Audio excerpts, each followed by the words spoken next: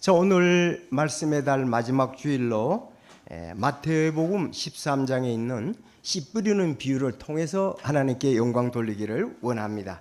마태복음 13장의 앞부분도 씨 뿌리는 말씀이지만 그거에 대한 설명을 해준 오늘은 13장 18절에서 23절까지 말씀을 보시겠습니다. 마태복음 13장 18절부터 제가 18절 읽고 여러분이 19절 그래서 23절까지 살펴보시겠습니다. 그러므로 너희는 씨 뿌리는 자의 비유를 들으라. 여러분요, 시작.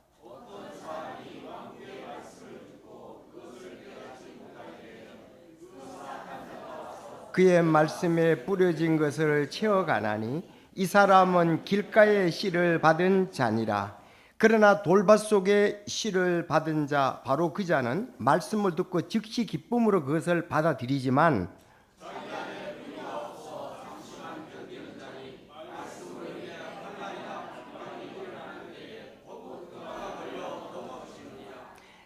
가시나무들 사이에 씨를 받은 자 또한 말씀을 듣되 이 말씀이 이 세상 염려와 재물의 속임수와 말씀을 숨막히게 함으로 열매 맺지 못하게 되는 자니라.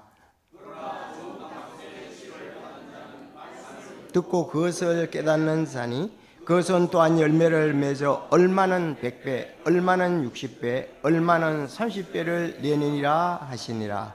아멘. 기도하겠습니다. 하나님 아버지, 저희들 말씀의 달 2월 마지막 주일 감사를 드립니다. 그동안 함께해 주셔서 정말 말씀을 주야로 묵상하는 가운데 승리하게 하여 주시고 또 아버지 뜻을 드러내게 해 주셨음을 감사를 드립니다. 이제 오늘 마지막 주일 또 귀한 말씀 저희들에게 주셔서 정말 여기 있는 것처럼 옥토에 말씀이 떨어져서 100배, 60배, 30배 열매를 맺을 수 있도록 성령님께서 함께 하시고 또 이 말씀 안에서 아버지께 큰 영광이 되고 저희들에게 복이 되는 말씀 인도하여 주옵소서. 오늘도 좌우로 치우치지 않게 하시고 좀 위를 바라보며 승리하는 저희들 되게 하여 주옵소서. 주님의 승리가 참 우리의 승리가 되게 하여 주시고 세상의 여러 가지 일들로 인하여 좌우로 치우치지 않는 고든 믿음, 주님과 함께하는 믿음의 삶을 사는 저희들 되게 하여 주옵소서. 세상의 음성보다 우리의 삶의 여러 가지 소리보다 하나님의 말씀이 더 크게 우리 마음을 참 인도해 주시고 또 위를 바라보면서 나아가는 저희들 되게 하옵시고 특별히 말씀에 참 성령의 능력이 함께하여 주시며 우리가 참 영이 가난한 가운데 이 말씀 듣게 하옵소서. 예수님의 이름으로 기도드리옵나이다. 아멘. 자, 오늘 아마 잘 이렇게 결론을 맺는 말씀 같습니다. 우리 2월 말씀의 달 마지막 주일, 씨 뿌리는 자의 비유다. 씨 뿌리는 자의 비유. 자, 이것은 말씀을 받을 때 우리 마음밭을 살펴보게 합니다. 우리 마음밭. 아마 말씀을 들을 때 사람들의 그 마음이 그야말로 천태만상일 거예요. 그렇죠? 여러분 아마 하나님이 보실 때 제 설교를 듣는 여러분의 마음도 가지각색일 거예요. 여러분 그렇지 않습니까? 어떤 분들은 참 잘 기도하면서 옥토와 같은 이런 밭으로 오늘 말씀이 어떤 말씀이 전개될까 기대하면서 준비하는 분도 있는가 하면은 전혀 또 이렇게 무관심한 상태에서 또 오신 분도 없지 않아 있을 것이고요. 또 다른 생각이 있어서 지금 말씀이 전혀 안 들어오는 그런 분들도 있을 것입니다. 여기 성경에 지금 말씀하고 있는 그대로라고 보시면 되겠습니다. 자, 우리 한번 쭉 돌아볼 때에 우리의 그 신앙생활을 과거, 현재, 미래 보면 우리 말씀을 받을 때 내 태도가 정말 다양했다는 것을 알 수가 있습니다. 처음에는 다른 사람이 인도하여 교회에 왔지요. 전혀 성경이 뭘 말하는지 이해도 안 되고 말씀을 받을 준비도 안 된 경우 그런 경우도 있고요. 자, 때로는 말씀이 참 자기한테 맞을 때는 복이 되고 자기에게 맞지 않을 때는 좀 거치는 반석이 될 수도 있을 것입니다. 그거는 과거나 지금 현재 지금 이 시간에도 마찬가지고 앞으로도 마찬가지로 그렇게 되지 않나 생각을 해봅니다. 자, 우리 신앙생활에 이것이 이제 성화의 과정이다. 그렇게 우리 보통 얘기하죠. 성화의 과정이다. 우린 그렇게 되는 과정 그 가운데 있습니다. 하나님의 말씀은 결론적으로 오늘 이제 마지막 주일이니까요. 그동안 쭉 이제 3주간 말씀을 듣는 마지막 주일로 말씀을 듣고 열매를 맺는 것이 결과입니다. 지난주에도 우리 그야말로 시편 1편 1절에서 3절이잖아요. 복 있는 사람에 대해서 들 때 그 시냇가에 심기진 나무가 열매를 맺는 같이 열매 맺는다 그랬거든요. 오늘도 100배, 60배, 30배 열매를 맺는다 이거예요. 그렇습니다. 우리가 봄에 땅을 기경하고 씨앗을 뿌립니다. 그러면 이제 여름에 자랍니다. 그리고 가을에 열매를 따게 됩니다. 만약에 그 식물이 열매를 맺지 않으면 아무리 싹이 잘 나고 여름에 잘 자란다 할지라도 물론 그렇게 되면 열매를 잘 맺게 되어 있습니다. 식물도. 그런데 열매를 맺지 않으면 그 무성함이 아무 유익이 없잖아요. 왜? 열매를 목적으로 씨앗을 뿌렸기 때문에 그렇습니다. 그래서 우리가 말씀을 듣고 중요한 것은 이제 마지막에는 열매를 맺는 거다 하는 것을 본문에서 강조를 하고 있습니다. 자, 그런데 먼저 제일 중요한 것이 우리가 말씀을 받을 때 마음의 태도가 중요하거든요. 마음의 태도가 잘 돼야 열매를 맺지, 마음의 태도가 잘 되어 있지 않으면 열매는 맺을 수가 없습니다. 간혹 교회 오시는 분 가운데 좀 부정적인 얘기지만 이런 얘기 하시는 분이 있습니다. 교회 갔더니 사람들이 나한테 인사를 안 하더라. 그럼 벌써 인사 안 한 것 때문에 마음에 이렇게 준비가 안 되어 있어요. 또 어떤 사람은 자리 때문에 이거 내 자리인데 말이야. 다른 생각 예배 끝날 때까지 이 자리 때문에 마음에 평안이 없는 거예요. 인사 안 한 것 때문에 마음에 평안이 없습니다. 또 갈 때에 집에 갈 때도 음식 먹을 때 이제 음식 그때 마음이 상한다 그랬잖아요. 음식 먹는 것 때문에 이런저런 것 교회 갔다 와가지고 아무 기억이 안 나요. 음식 때문에 마음 상했던 것만 기억나고 인사 안 했던 거 기억나고 자리 때문에 기억나고 그러니까 이 사람은 마음밭에 말씀 받은 것은 아무것도 없다고요. 그러면은 좋은 열매를 맺을 수가 없지요. 자, 그래서 성경에 오늘 참 이 말씀은 마지막으로 제게도 중요하고요. 저도 이렇게 신앙생활을 겪어보니까 가만히 생각하면 이런 단계들을 거쳐왔던 것 같아요. 지금도 또 이것에 계속 영향을 받고 있는 것이 또 우리의 삶이고 우리의 모습이라고 이렇게 볼 수가 있습니다. 자, 그러면 오늘 이제 4가지 마음밭에 대해서 살펴보겠습니다. 제목이 따라합시다. 4가지 마음밭. 예수님이 말씀하시니까 이게 진리니까 틀림없죠. 그렇지. 첫째 마음밭은 어떤 마음밭이냐? 길가 같은 마음이다. 길가 같은 마음. 길가 같은 마음. 길가니까 어떻게 했어요? 사람들이 많이 이렇게 다녔으니까 거기가 아주 다져졌겠죠. 길가 같은 마음이 있는가 하면 두 번째, 돌밭 같은 마음이 있다. 돌밭 같은 마음. 세 번째, 가시나무밭 같은 마음. 가시나무밭 같은 마음. 네 번째는 좋은 밭 같은 마음이다. 그대로 나와 있습니다, 성경에. 그래서 여러분들 오늘 끝나고 난 다음에 내가 오늘 성경 말씀 뭘 들었냐? 교회 여러 가지 활동을 하고 보고 오셨지만 4가지 마음밭에 대해서 들었다. 우리의 마음밭에 대해서 들었다. 그 길가 같은 마음이 있고 돌밭 같은 마음이 있고 가시나무밭 같은 마음이 있고 좋은 밭 그런 옥토 같은 마음이 있다. 그래서 4번째래야 그 말씀을 받아들이고 그 말씀으로 인해서 100배, 60배, 30배 열매를 맺는다. 이게 우리에게 우리 마음밭이 계속해서 그렇게 되어왔던 거라고 볼 수가 있습니다. 자, 이게 서론적으로 보면은 원래 마태복음 13장 앞절에서 얘기를 하고 지금은 비유를 했기 때문에 비유의 설명에 관한 말씀이었습니다. 앞에 보면은 배 위에서 예수님이 그 많은 무리들을 가르치셨죠. 13장 1, 2절을 보면 예수님께서는 갈릴리 바닷가에 나가셨고 큰 무리가 모여들었습니다.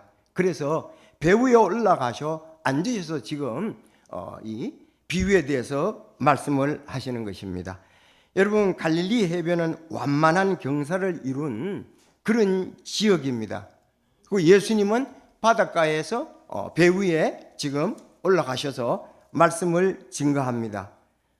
자, 아마 잘 증거가 됐을 것이고 지경도 아주 그 말씀 전하기에 좋은 환경이라고 이렇게 생각을 하면 됩니다. 갈릴리 해변가를 한번 우리가 좀 생각을 해보시죠. 성지순례 갔다 온 분도 계시는데, 자, 갈릴리 바다는 아주 잔잔합니다.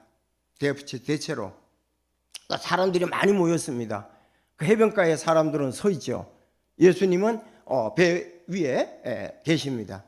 자, 그리고 저 뒤에는 농사 짓는 사람들이 있을 수가 있습니다. 왜냐하면 그 넓은 지역에 또 그 농사를 짓는 사람도 거기 있을지 모릅니다.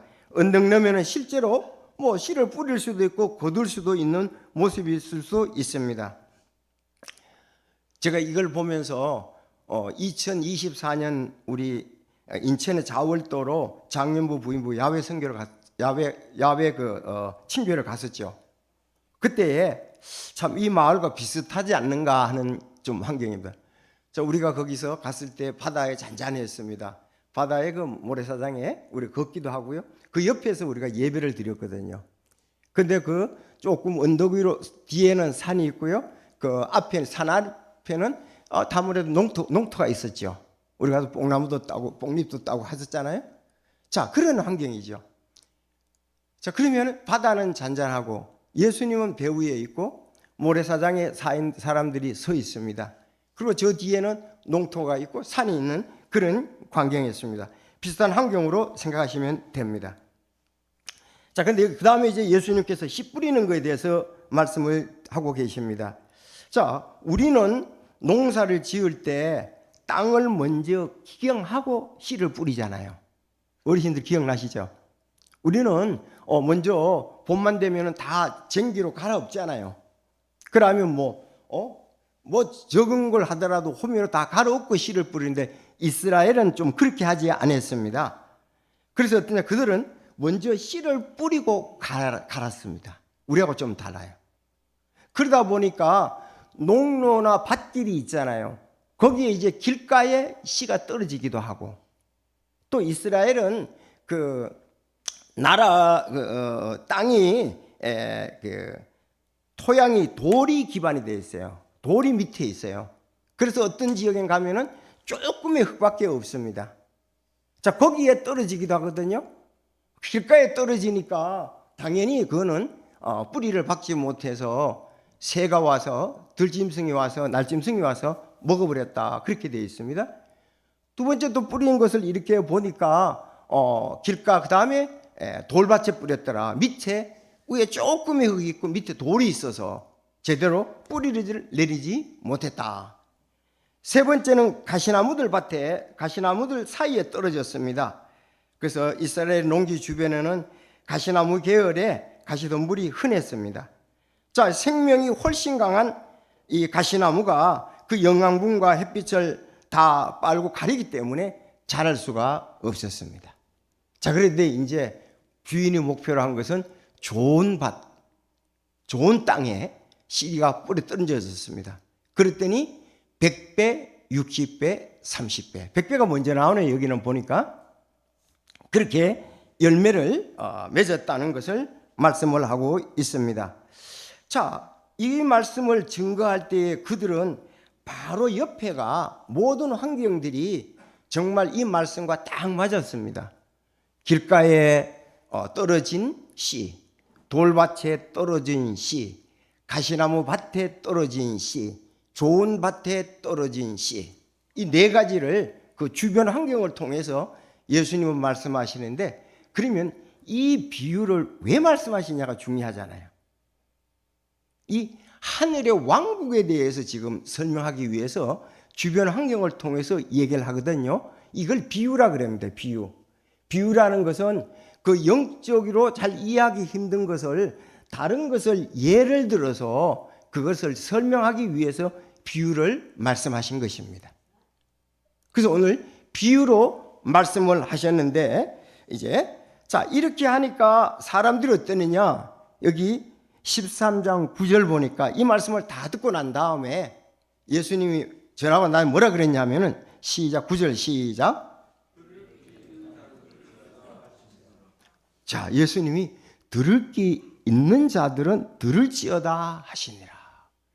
그러니까 여기에 많은 사람들이 들을 귀가 없어서 듣지 않았다는 겁니다. 그래서 나중에 이제 18절에 그랬잖아요.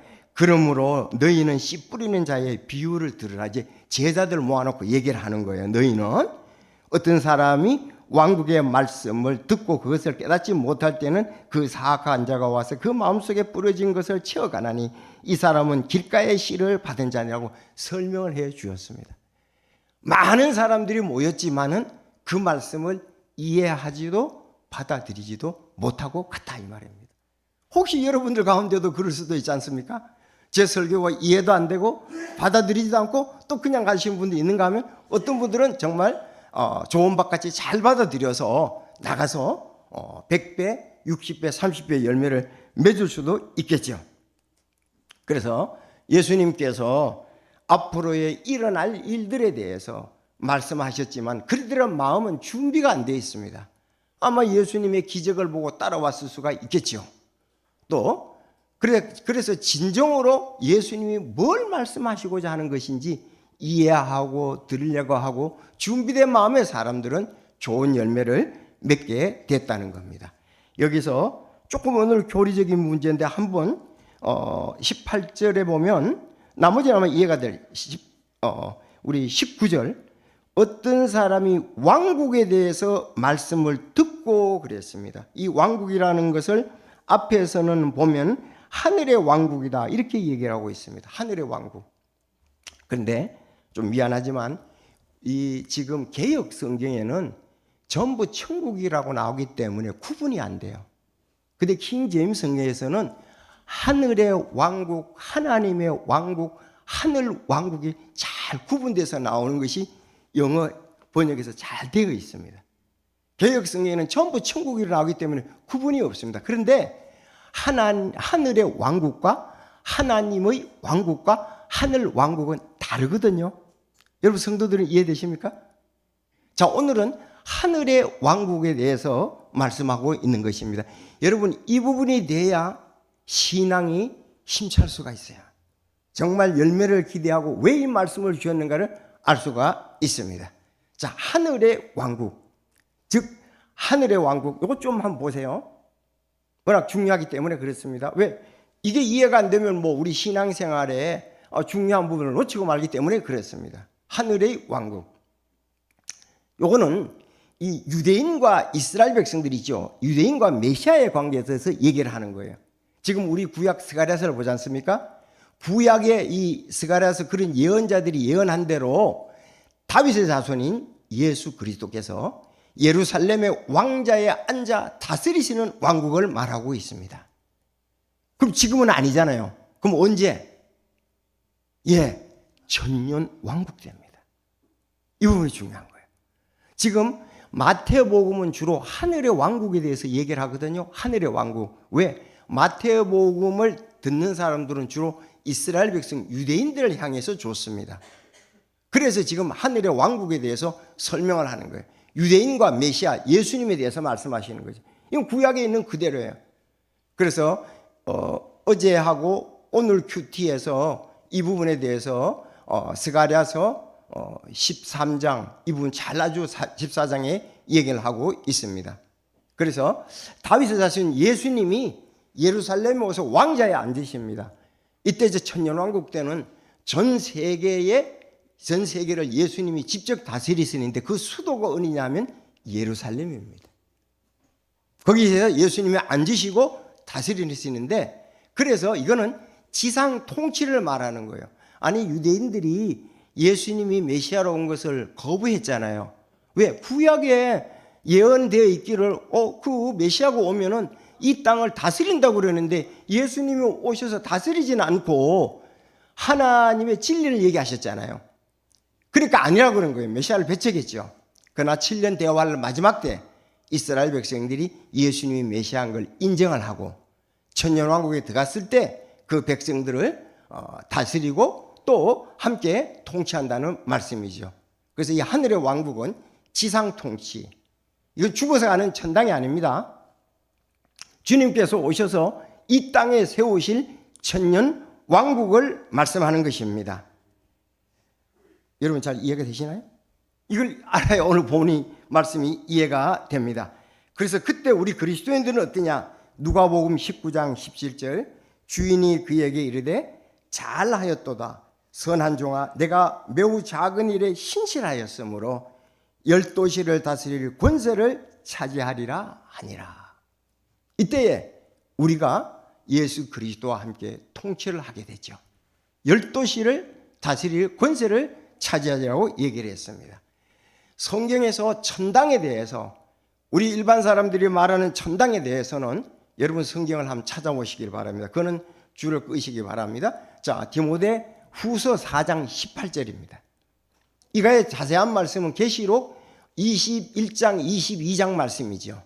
자, 여기 한번 읽어보시겠습니다. 시작. 천당은 하늘 왕국이라 그러는 거예요. 그래서 이 킹 제임스 성경이 정말 잘 되어 있는 거예요. 영어를 그대로 잘 번역했는데 전에 번역할 때 개혁성가하는 사람들이 이 내용을 모르는 거예요. 하늘의 왕국과 하나님의 왕국과 하늘 왕국을 이해를 못하니까 전부 천국이라고 얘기를 한 거예요. 그래서 지금 사람들이 혼돈을 하고 있는 거예요. 자, 이걸 읽어보세요. 시작. 주께서 나를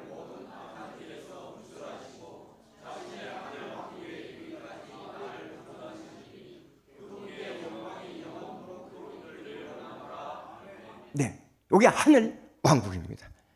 의자 하나 없는데도 의자 하나 없는데도 차이가 있죠. 하늘의 왕국이에요. 이거는 하늘 왕국입니다. 이것이 우리가 말하는 천국이고 얘기한 대로 계시록 21장 22장에 있는 그 말씀이라는 사실입니다. 자, 그러면 한번 이제 본문을 간단히 말씀을 드리겠습니다. 먼저 18절 19절에 있는 길가 같은 마음입니다. 자, 13장 18절. 그러므로 너희는 씨 뿌리는 자의 비유를 들으라. 지금 제자들에게 얘기합니다. 나머지 사람들이 알아듣지 못하는 거예요. 제자들을 불러서 얘기하는 거예요. 어떤 사람이 왕국, 즉 하늘의 왕국 말씀을 듣고 그것을 깨닫지 못할 때는 그 사악한 자가 와서 그 마음에 속에 뿌려진 것을 채워가나니 이 사람은 길가에 씨를 받은 자니라 그랬습니다. 자, 이 하나님의 왕국, 하늘의 왕국 듣긴 하지만 전혀 깨닫지 못하는 일에서 발생을 했습니다. 자, 이 사람은 그 말씀을 알지 못하고 깨닫지 못하니까 어떻습니까? 그건 그래서 마치 길가와 같이 이 짐승, 앞에는 날짐승이라고 되어 있고 여기 뒤에는 사악한 자가 왔더니 마귀죠. 채워갔습니다. 여러분, 우리가 하나님의 말씀을 들을 준비가 없으면 사단이 역사해가지고 그걸 채워가 버린 겁니다. 말씀을 들을 준비가 없어요. 다른 것 때문에 우리 마음에 꽉 차서. 그래서 같은 말씀이지만 마태복음 5장에 보면 영이 가난한 자는 복이 있나니 하늘의 왕국이 그들의 것임이라 그랬습니다. 이 가난한 것은 빈 것을 말하잖아요. 그러니까 우리가 마음이 비어야 하나님의 말씀이 들어가는데 이런저런 일에서 저런 일들로 해서 내 마음이 지금 말씀을 듣기에 준비가 안 돼 꽉 차 있습니다. 그러니까 말씀이 다 날아가 버리는 거예요. 다른 곳으로. 아마 여기 여러분들이 그런 부분도 있을 수도 있습니다.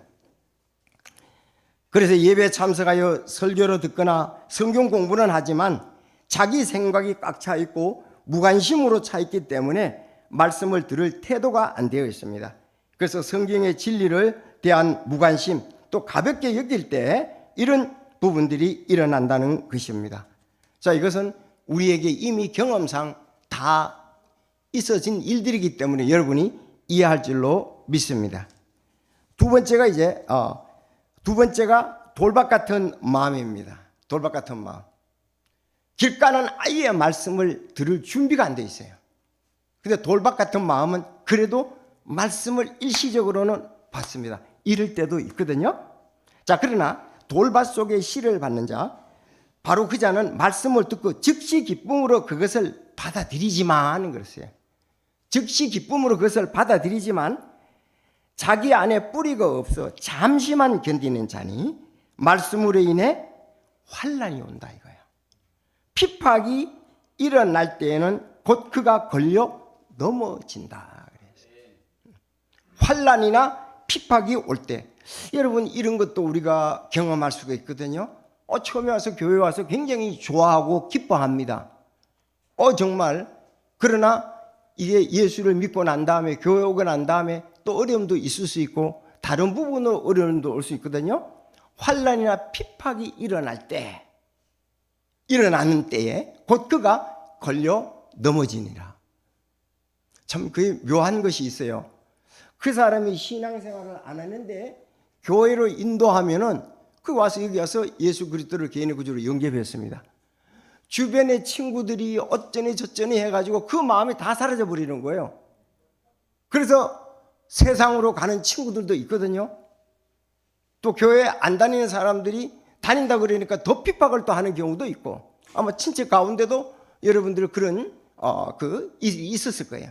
안 다닐 때는 뭐 아무 그게 없었는데 교회 다닌다 그러니까 핍박이 있는 경우도 있고, 또 다른 교회 있다는 친구가 그 교회는 어떠니 저떠니 해서 좀 어려움을 주기도 하거든요.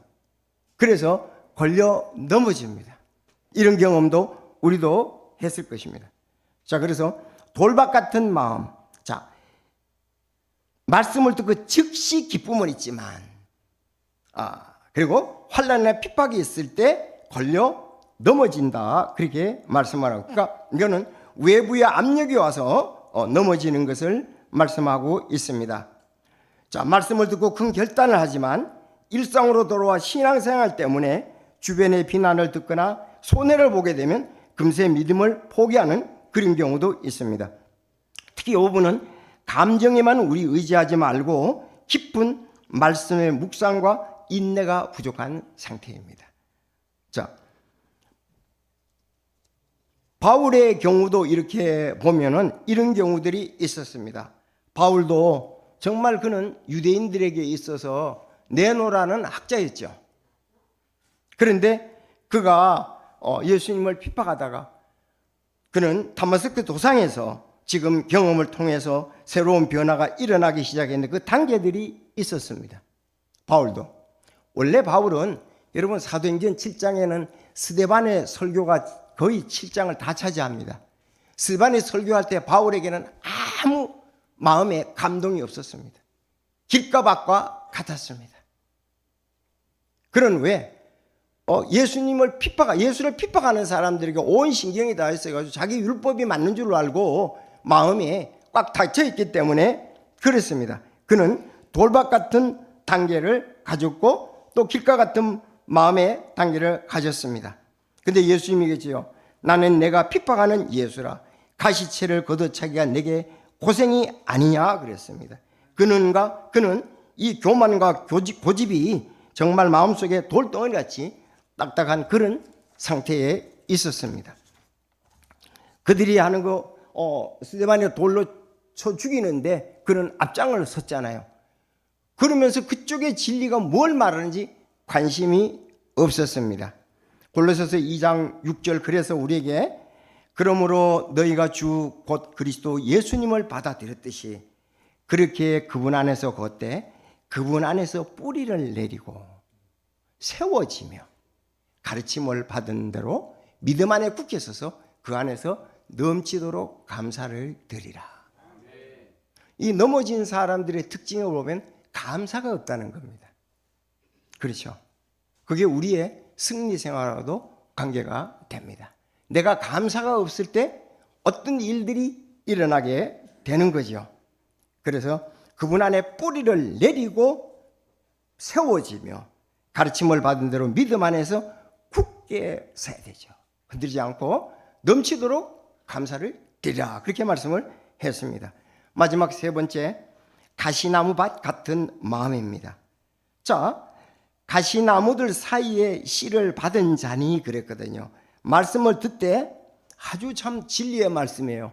어떻게 우리 마음을 그렇게 잘 아시는지, 우리 신앙의 과정을 어떻게 그렇게 잘 아시는지, 이 세상 염려와 재물의 속임수로 말씀을 숨막히게 함으로 열매를 맺지 못한다 이 말입니다. 자, 여기는 말씀의 뿌리도 내리고 좀 자랐습니다. 그런데 치명적인 방해 요소가 세상의 염려입니다. 또 하나는 재물의 속임수입니다. 아마 두 번째에 넘어지는 친구들도 꽤 있으리라고 생각합니다. 여러분 그렇지 않습니까? 이제 이 세상 염려 때문에, 그리고 속임수란 그 때문에 그가 더 자라지 못한다. 그래서 이 염려라는 것, 염려에 대해서 그냥 한번 말씀을 드리겠습니다. 자, 염려라는 건 어떨 때는 일어나는 경우도 있지만 안 일어나는 경우도 많이 있다는 것입니다. 참 우리 자녀 교육 때문에, 건강 때문에, 장래 때문에 염려하는 경우들이 꽤 있죠. 그래서 신앙보다도 그쪽이 더 좋게 생각되는 경우가 있습니다. 아니 제가 이번 설을 맞이해서 준수한테 뭘 선물로 줄까 생각했더니, 아니 이 녀석이 이제 글을 쓰려고 하는 것 같아요. 그런데 막 순서를 굿자를 쓰면 앞에서 뒤로, 뒤에서 앞으로 나가서 막 밑에 끄는 거예요. 이렇게 글씨를 뒤로 쓰고 옆으로 쓰고, 막 그 차에 타고서도 승리, 성서, 침례교도 동그라미 먼저 치고 위에 치고 이렇게 하는 거예요. 그래서 야, 이거 똑바로 쓰는 법을 가르쳐 줘야 되겠다. 그래서 서점에 갔더니 1번에서 방향을 이렇게 끄라 그러고 이렇게 그 책이 나와 있더라고요. 근데 제가 놀란 것은 얘가 수준이 너무 떨어진다는 거예요. 그게 왜냐하면 몇세 한글 쓰기 이렇게 나오거든요. 그래서 근데 그거를 다 믿지 말라는 겁니다. 여러분들이 아이 수준에 그거를 올려놨어요. 여러분 아마 경험을 해보셨을 거예요. 몇세 한글 쓰기, 몇세 숫자 쓰기 더하기 이런데 그 사람들은 더 높아놓으면, 그러면 우리가 어떻게 했어요? 와, 이건 준수가 많이 모자라는가 보다, 이런 생각을 하게 돼. 왜? 나이를 올려놨기 때문에. 그거에 통과하는 애들은 진짜 몇 명 안 됩니다. 몇 프로 안 됩니다. 그래서 야, 부모들이 이거를 보면은 야, 이거 우리 아이가 많이 떨어진다. 숫자라든가 뭐 계산하는 글쓰기라든가 그렇게 느끼게끔 그게 올려놨어요. 레벨을 갖다가. 그래서 야, 부모들이 이런 걸 볼 때 마음이 우리 아이는 지금 또래에 비해서 몇 세라고 나왔으니까 좀 떨어지는 건, 이런 생각을 하게끔 해서 더 이제 그들은 교육적인 것을 모릅니다만은 제가 볼 때는 좀 그런 것 같아요. 자, 그래서 그런 부분을 생각하고 다른 아이들 영어 하는 거 보면 벌써 이렇다 이런 부분으로 인해서 이 염려를 하도록 하는 거예요. 또 다른 방향을 다른 데로 쓰게 한다 이거예요. 진짜 그 정도의 레벨을 가진 사람들은 그야말로 몇 프로밖에 되지 않는다는 거죠. 그래서 이런 거 우리가 건강에라든가 건강에 아무렇지도 않은데 사실은 좀 아픈 거, 이거 내가 암이 아닌가, 뭐 이런 근심 걱정하는 사람들, 이 세상 염려, 또 재물, 돈이 최고야. 돈이 없으면 또 이런 것 때문에 유혹을 하면서 이 가시나무밭 같이 돈이 가시나무가 되고 건강이 다시나고 교육이 되고 이렇게 해서 우리로 하여금 정상적인 삶을 살지 못하게 한다. 여러분 하나의 그 통계 자료를 보고 이렇게 있는데, 그 심리학자 어니 젤린스키라는 분이 이런 걱정에 대한 이 법칙인데요. 이런 얘기를 합니다. 걱정, 근심 이런 거 나왔으니까 우리가 염려, 머릿속으로 우리가 염려라고 100%로 생각했을 때에 40%는 절대로 일어나지 않는 일들에 대한 걱정이다, 염려다. 두 번째, 30%는 이미 과거에 일어난 일이고 바꿀 수 없는 일에 대한 염려다. 22% 아주 사소하고 대수롭지 않는 일들에 대한 염려다. 4% 우리가 우리 힘으로 어찌할 수 없는 불가항력적 일들에 대한 걱정, 염려다 그랬습니다. 그래서 여기를 딱 해보는 게 이게 전부 다 96%거든요. 4%만 그야말로 이게 고민하고 염려해야 되는 건 4%밖에 안 된다는 거예요. 그래서 우리가 이제 살아가면서 이 세상 염려 때문에, 재물의 속이수 때문에 이 가시밭과 같은 그런 마음으로 마음을 두기 때문에 우리가 받을 열매가 없다는 겁니다. 자, 뭐 이 부분 아마 다른 분들도 이렇게 얘기를 했습니다. 실제로 일하는 건 4% 정도밖에 안 된다. 바울도 보면은 이 눈이 먼 채 사흘 동안 금식하면서 기도를 했던 시기가 있었습니다. 그는 유대교에 촉망받는 엘리트라는 이 사회적 지위, 세상의 염려, 재물, 소염식을 다 배설물로 여기고 그는 가시덤불 같은 것을 걷어내는 과정이 있었습니다. 그는 아라비아에 가서 3년 동안 거기서 연단을 받을 때 이 문제에 대해서 다 해결이 되었습니다. 그리고 이제는 주님만 의지하며 살기로 했습니다. 우리가 아마 바울 같았으면 그럴 수도 있을 거예요. 가장 촉망받는 가말리엘 문화에서 훈련받은 사람 아니겠습니까? 그는 정말 유대교에서 뛰어난 학자, 그런 줄로 인정받으려고 그랬는데 아니 하나님께서 부르셔서 아라비아의 그 사막에 가서 3년 동안 훈련받으면서 자기가 전에 좋아하고 계획했던 것을 다 배설물로 같이 버렸습니다. 이제 하나님의 능력으로 말씀에 의해 살도록 그는 훈련을 받고 정말 하나님 앞에 예수님 닮아가는 생활을 했던 사람이 바울 사도가 아닙니까? 우리가 이런 부분이 많을수록 우리는 하나님의 일하기보다는 하나님의 일에 가시덤불 같이 거쳐 있어서 좋은 열매를 맺지 못하는 결과를 이룰 수가 있습니다. 자, 히브리서 13장 5절 시작.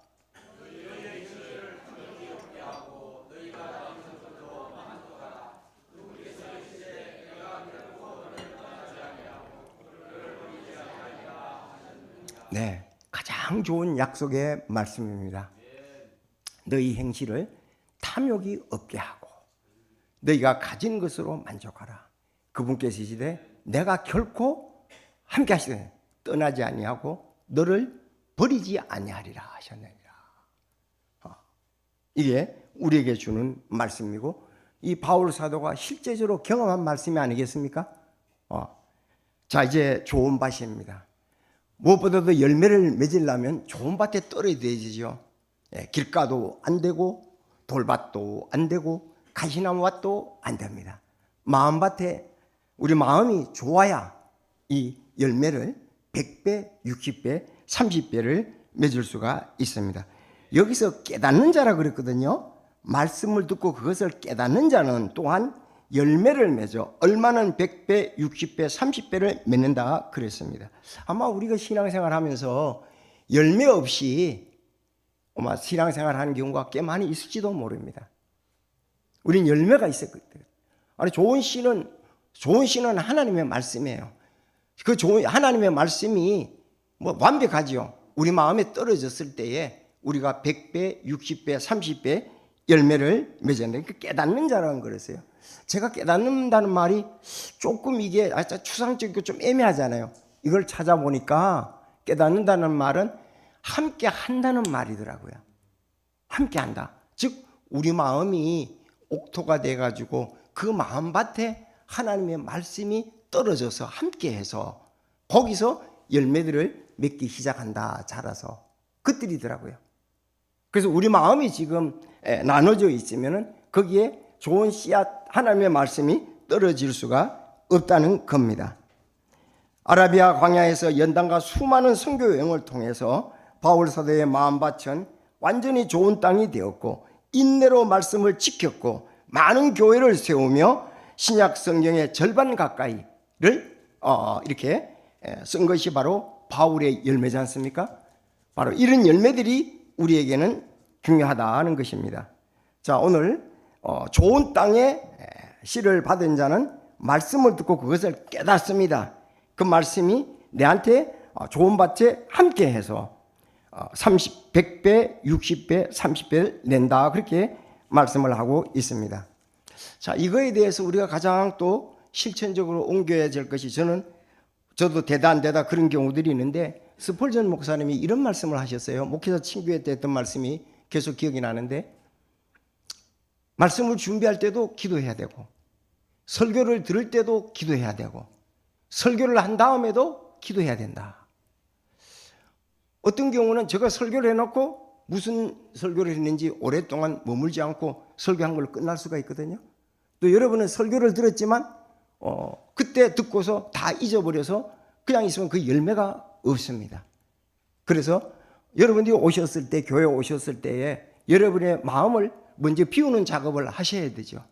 내가 오늘 말씀을 들을 때 이 말씀에 방해가 되는 것이 무엇인지 하나님께서 내 돌을 치워주시도록, 그 가시나무를 치워주시도록 기도를 하면서 말씀을 듣고 내 옥토와 같은 그 영이 가난한 가운데 말씀을 듣는다면은 좋은 밭에 우리는 말씀이 심겨지라고 믿습니다. 그래서 우리가 말씀을 듣고 난 다음에 정말 이런 경험은 우리가 반복적이기도 하고 또 안 될 때, 그러니까 열매를 맺지 않는다는 거죠. 그 말씀이 계속 있어서 저는 말씀을 이렇게 또 오늘 전했지만은 다음 주일날 주보에 이걸 요약해서 또 올리잖아요. 그것을 보면서 내가 어땠었는가 볼 때에 참 연약함도 발견이 되고 이것을 이 말씀 가운데 열매를 맺어야 될 텐데, 그래서 우리 100배, 60배, 30배 여러분 성도 여러분, 우리는 이 열매가 굉장히 중요합니다. 우리는 그리스도의 심판대 앞에 설 것 아닙니까? 그리스도의 심판대 앞에 섰을 때에 칭찬과 우리는 왕관들이 있습니다. 그 칭찬과 왕관이 어떻습니까? 천년왕국 때 예수 그리스도와 함께 다스릴 때에 고울들을 차지하게 하는 걸로 연결이 되기 때문에 그렇습니다. 그러므로 열매가 없다는 것은 그야말로 심판대 앞에 갔을 때에 아무 열매가 부끄러운 구원을 받았다고 우리가 알 수가 있을 것입니다. 그래서 오늘 마태복음 13장에 이 씨 뿌리는 비유는 굉장히 중요하다. 아마 나의 모습이 그때 어떻게 될지, 우리 성도들의 모습이 어떻게 될지 정말 이거는 많이 고민을 하게 하는 부분이라고 생각할 수가 있습니다. 그래서 우리가 이런 것이 반복되기도 하고 정말 좋은 열매로 계속 한 주간에 참 주님을 기쁘시게 하는, 그리고 우리가 성령의 열매도 있을 수 있잖아요. 이런 부분이 우리가 되어야 되겠습니다. 그래서 오늘 말씀의 중요한 것은 말씀이 내 옥토에 떨어져서 100배, 60배, 30배의 열매를 맺어져야 이것이 주님으로부터 칭찬과 왕관과 보상과 연결이 되고 틀림없습니다. 천년왕국 때 주님과 함께 다스리는 부분으로 연결된다는 사실입니다. 그래서 우리는 그냥 예배 드리고 오늘 예배 드렸다, 오늘 예배 드렸어, 나 간다, 그거는 정말 좋은 태도, 좋은 말이 아닙니다. 내가 말씀을 받아가지고 어떻게 지금 생활 가운데 열매를 맺는가, 그것이 우리의 관건이라고 볼 수가 있습니다. 다 같이 기도드리겠습니다.